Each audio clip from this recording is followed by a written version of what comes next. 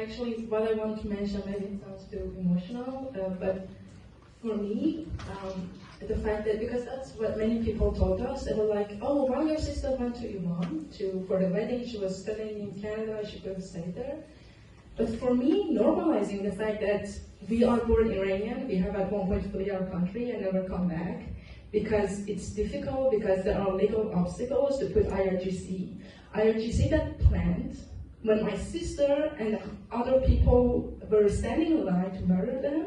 It's difficult, but I should never go back to Iran. My sister should have never gone back to Iran. And that's actually how we just put the problem under the rug, how we solve it, because it is just, because we are from Iran, and it's just normal for us to have this terrorist regime, and we should just accept, it's our destiny. But for me, it doesn't make sense. It's my right to be able to go to Iran to see my family, and actually no one looked into the investigation. Like my sister, yeah, she was Iranian, but there were many people that were Canadian citizens. They were Ukrainian citizens.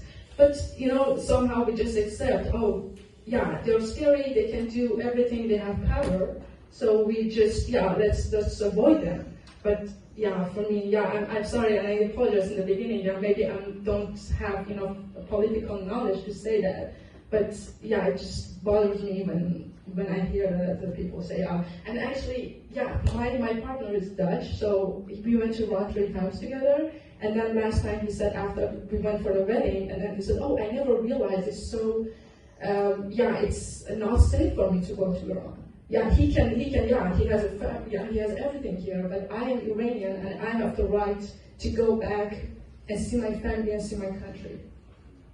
Thank you. Don't apologize for being emotional and also about because what you have experienced, losing your loved ones, and hundreds of others same as you losing their loved ones, it actually creates an anger and rage against the Islamic regime, the murderous regime that is still in Iran and having dealt with all kinds of countries across the world. So that makes us quite angry, and we have got to be there. But staying with you, I was just thinking about what happened to you in the flights, what happened to your family. Do you think the Canadian government, the government of Justin Trudeau, has done enough to condemn the regime for this atrocities they have done? No, of course not. I don't know exactly the number, but I think more than 60 people were Canadian citizens. And probably they also mentioned they have their own legal obstacles that they are facing. But in the end, again, I don't have political knowledge, but I believe they are, for them, it's the benefits they get from having a relationship with Iran, it's way more than condemning Iran. But now actually there's some good news, because the 4 countries that are involved, the deadline, there is a deadline for Iran to give answers, but now the deadline is approaching, so now they are bringing the case to International Court of Justice here in The Hague. And that is very good news for us families of all Iranians. But I think it's only because Iranians put so much pressure on them, and I'm so proud of the association. They were working effortlessly 24 hours per day just to put pressure on them. Otherwise, they would have not done anything. I mean, they would have done less. So I don't see that they are doing it. I'm just thanking all Iranians that put all the effort. So the pressure worked, and that was because the Canadian government actually took some action. Any specific actions you want them to do? The thing is, if I want to say what is the ultimate justice for me, it's to know, that my loved ones, my sister and her husband are back, and that's impossible. But the next thing is, we even don't know what happened. There's not proper investigation have been done. So we don't know what was actually in the black box. We don't know anything. We don't know what happened that night. And on those hours, we don't know those 3 minutes, what happened to our family. There was just some news coming out that the seatbelts were not fastened, so it shows that maybe it's a sign that people were in distress, knowing that they're going to be dead in a couple of minutes. We don't know anything, so that's the first step. We want first to know what happened and why. I mean, to some extent we know why they did it. But I think, yeah, first we want to know that, and second, yeah, of course, everyone that is responsible, because we never believe that the single operator sitting there as soon as the plane comes into the radars, shoots. That's just nonsense, and we want everyone involved, and of course the high-level authorities as Khamenei and as Salami and Majid are involved, not just one person. Thank you, Maniz. Last question to you, Shiva. What is your demand from European governments and legislations to help the cause of political prisoners? That is the most immediate need.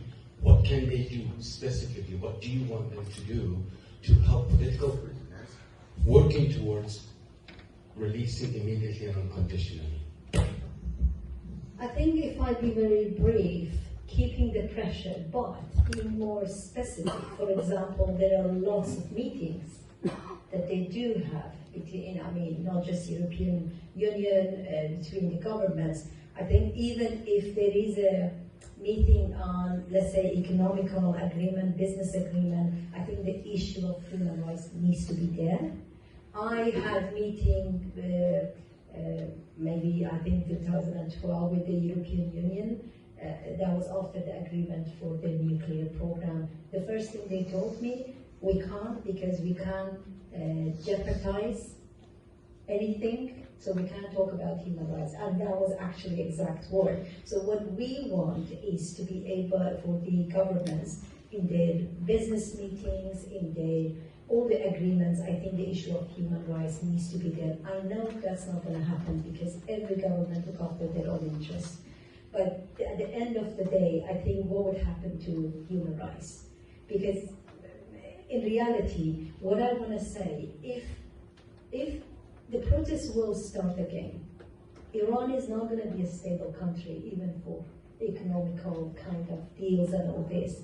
So even if this government wants a stable situation, they need to help people in Iran to get rid of the Islamic regime. But for now, what we want, pushing the regime to stop execution, to release all the political prisoners, but needs to be always. It's not like a side meeting comment.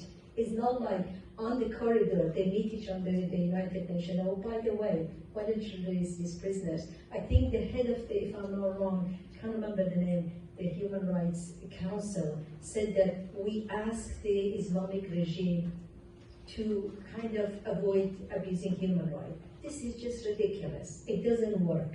So this is what we want actually in every negotiation, the issue of human rights, release of political prisoners, it needs to be there. If it's not there, tomorrow their own citizen in different countries gonna get arrested. You remember Zahra Bahami, right? The Dutch citizen got executed in 2011. We were campaigning for her at the time. So when you look at it, even your own citizen goes to Iran and they get executed. They get arrested, like the three hikers, the US hikers. If you remember, they went hiking in the bordering kind of area in Iran and they got arrested. So therefore, what I'm trying to say, the push to release political prisoners needs to be in every meeting. I think in the nutshell, that needs to happen. Otherwise, condemnation is not good enough. It's not going to work.